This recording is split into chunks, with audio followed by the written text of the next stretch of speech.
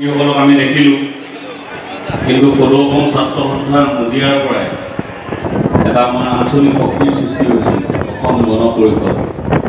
আজি বিহাৰৰ জিতেন ৰাম মাঝি বুলি এজন মানুহ এজনে সাংসদ নিৰ্বাচিত হৈছে। বিহাৰৰ ঢেৰ সাংসদ বিহাৰৰ ঢেৰ মন্ত্ৰী পাইছে, তাৰ মাজত এটা দল তেওঁ এজনেই সাংসদ নিৰ্বাচিত হৈছে, কিন্তু তেওঁ কেবিনেট মন্ত্ৰী দিছে।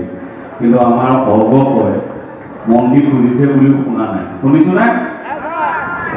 অকণমান ৰাজনৈতিকভাৱে যিসকল সচেতন লোক আমাৰ আঞ্চলিক দলটোৱে এই গঠবন্ধনৰ চৰকাৰত এজন মন্ত্ৰী পোৱাটো দৰকাৰী আছিল নে নাছিল? অসমৰ নিচিনা এখন পিছপৰা ৰাজ্যৰ কাৰণে আগত যেতিয়া দেৱগৌড়াৰ দিনত আছিলে অসম গণ পৰিষদ জড়িত হৈ, তেতিয়া বগীবিল দলং লৈ আনিছিলে আৰু বহুত ডাঙৰ ডাঙৰ কাম কৰিছিলে। অসমলৈ কিমান 100 কোটি টকাৰ পেকেজ আনিছিলে।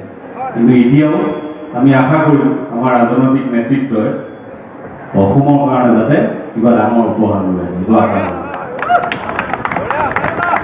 কিন্তু কি হ'ব, আমাৰ ৰাইজে মাৰ বান্ধে, কিন্তু আমাৰ নেতাসকলৰ মানে কি হয়, কামিহাৰবোৰ বৰ ঠেলেক পেলেক। অকল নেতাৰে নহয়, এইবাৰ নায়ক গায়ককো দেখিলে ৰাইজে কামিহাৰ নাই।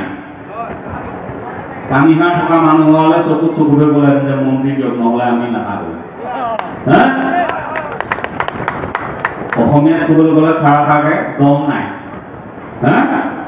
ক'ব লাগে, বিচাৰিব লাগে।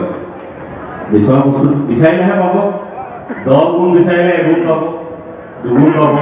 অসমৰ কাৰণেও কমকৈ দিবলৈ বিচাৰে। অসমে এনেকৈ কেন্দ্ৰৰ পৰা বৰ কমকৈ দিবলৈ বিচাৰে নহয়। যাওঁ এইবোৰ বৰ ৰাজনৈতিক কথা ক'ব লাগে। আজিকালি গায়ক চায়কবোৰ বৰ ৰাজনীতিত জড়িত হৈছে। বিহু এটা গাই দিওঁ নেকি?